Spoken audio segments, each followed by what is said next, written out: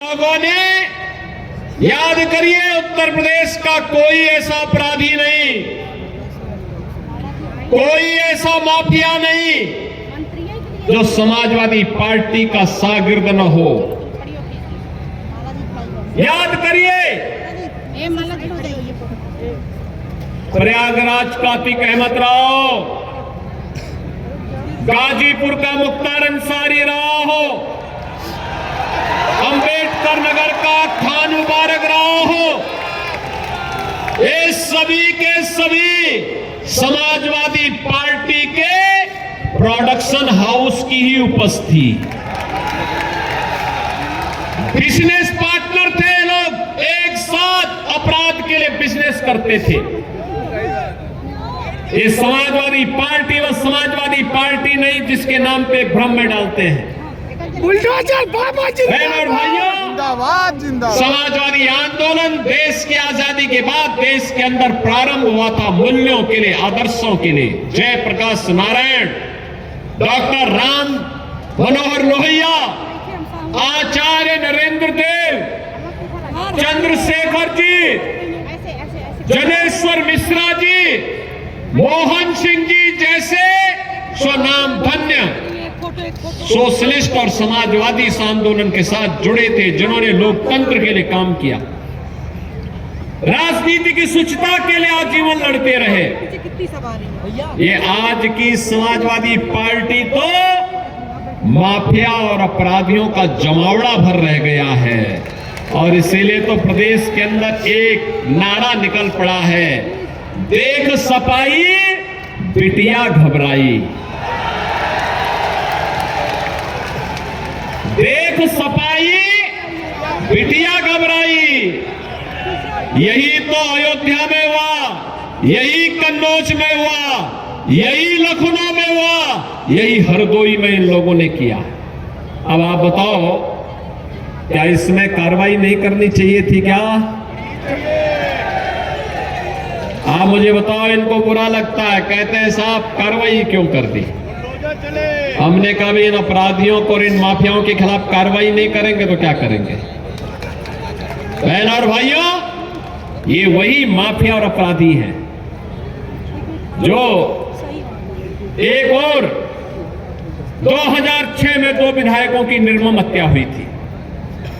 याद करिए, गाजीपुर में श्री कृष्णानंद राय की हत्या हुई थी। कृष्णानंद राय के साथ 7 लोग मारे गए थे, और में एक रमेश पटेल भी थे, एक रमेश यादव भी थे, ऐसे ही 7 लोग थे। निर्मम हत्या गोलियों से भून करके समाजवादी पार्टी के संरक्षण में पनपने वाले उस माफिया के सारे पर उसके संरक्षण में हत्या हुई थी, जिसके मरने पर मरसिया पड़ने के लिए समाजवादी पार्टी का मुखिया जाता है। बहन और भाइयों, याद करिए, राजूपाल की हत्या करने वाला कौन माफिया था? ये राजूपाल की हत्या करने वाला व्यक्ति इसी समाजवादी पार्टी के शागिर्द बनकर के प्रयागराज को बदनाम करता था।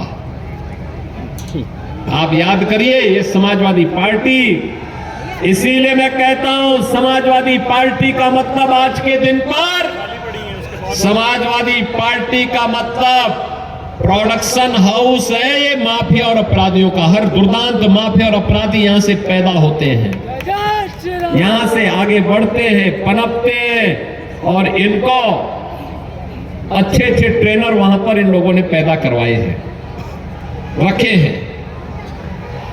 और इसीलिए मैं आपसे कहने के लिए आया हूं, बहन और भाइयों, ये चुनाव केवल आज का चुनाव नहीं है, ये वर्तमान को तो संवारने का चुनाव है, लेकिन भविष्य बनाने का चुनाव भी है, भविष्य बनाने का चुनाव भी है। और उसी भविष्य को बनाने के लिए आज हम सब आपके पास आए हैं। मैं उसी भविष्य को बनाने की अपील करने के लिए आज आपके पास आया हूं। अभी मुझे यहां पर बताया गया, कछार क्षेत्र में हर वर्ष बरसात के दिनों में यहां पे हजारों बीघा लैंड जलमग्न होती है। अभी राकेश सचान जी मुझे बता रहे थे। बहन और भाइयों, राकेश सचान जी ने बता दी है, तो मान के चलिए आपकी समस्या का समाधान हो गया है।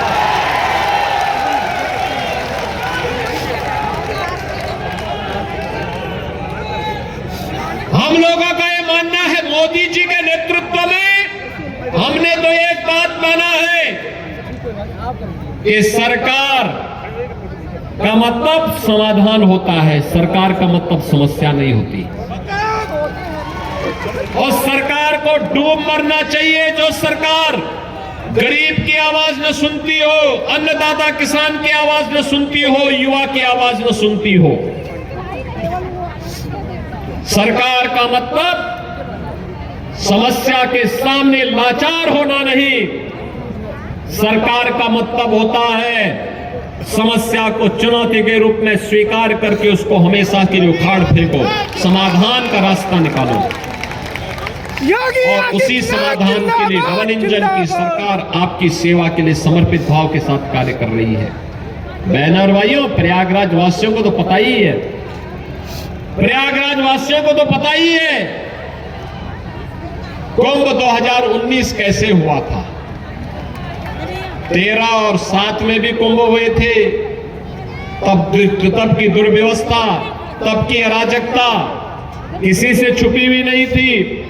और 2019 में प्रयागराज कुंभ क्या भव्य था, क्या दिव्य था। भव्यता, दिव्यता, सुरक्षा, सुव्यवस्था और स्वच्छता का जो मानक गढ़ा था प्रयागराज कुंभ, ये डबल इंजन सरकार की सोच है। प्रयागराज वैश्विक मंच पर छा गया था। उस समय मेरी टीम के हिस्से थे आज भी डिप्टी सीएम श्री केशव प्रसाद मौर्य जी, सिद्धार्थनाथ सिंह जी स्वास्थ्य मंत्री थे, नंदी जी हमारी सरकार के मंत्री आज भी हैं, श्रीमती रीता बहुगुणा जोशी जी, प्रोफेसर रीता बहुगुणा जोशी जी, सांसद के रूप में श्रीमती केसरी देवी पटेल जी, ये सभी लोग हमारे विधायक गणों में हर्षवर्धन वाजपेयी, और ये सभी लोग उस अभियान के साथ जुड़ करके इन्होंने प्रयागराज कुंभ को सफल बनाने के लिए अपनी पूरी ताकत लगाई थी। और प्रयागराज कुंभ एक नया मानक गढ़ा था। और बहनों और भाइयों, आज आप सबका मैं आह्वान करने के लिए यही आया हूं। प्रयागराज जब नई पहचान के साथ वैश्विक मंच पर लहराता हुआ दिखाई दे रहा है, जब प्रयागराज कुंभ 2000 महाकुंभ 25 दस्तक दे चुका है, 13 जनवरी से 26 फरवरी तक ये महाआयोजन होने जा रहा है, तब एक युवा और जुझारू विधायक फूलपुर को मिलना ही चाहिए। और वह दीपक पटेल के रूप में भारतीय जनता पार्टी, अपना दल निषाद पार्टी, इन लोगों ने आपको दिया है। बहनों और भाइयों, समाजवादी पार्टी के वास्तविक चरित्र को देखना है तो देखिए अयोध्या में एक निषाद बेटी के साथ क्या व्यवहार किया था इन्होंने, कैसा व्यवहार किया था। कन्नौज में एक बेटी के साथ किस प्रकार का व्यवहार किया था।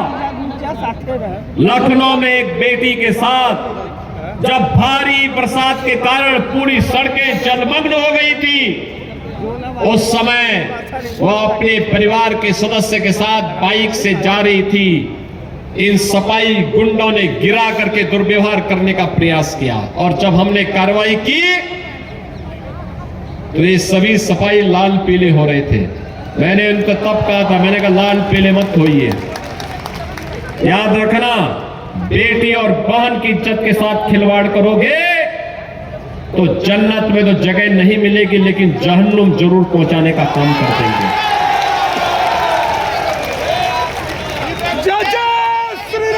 बहनों और भाइयों, मैं इसीलिए आपसे कहने के लिए आया हूं, विकास और विरासत की गारंटी भाजपा दे रही है, सुरक्षा, समृद्धि और सुशासन की गारंटी भाजपा दे रही है, हर घर नल के माध्यम से शुद्ध पेयजल उपलब्ध कराने की गारंटी भाजपा दे रही है।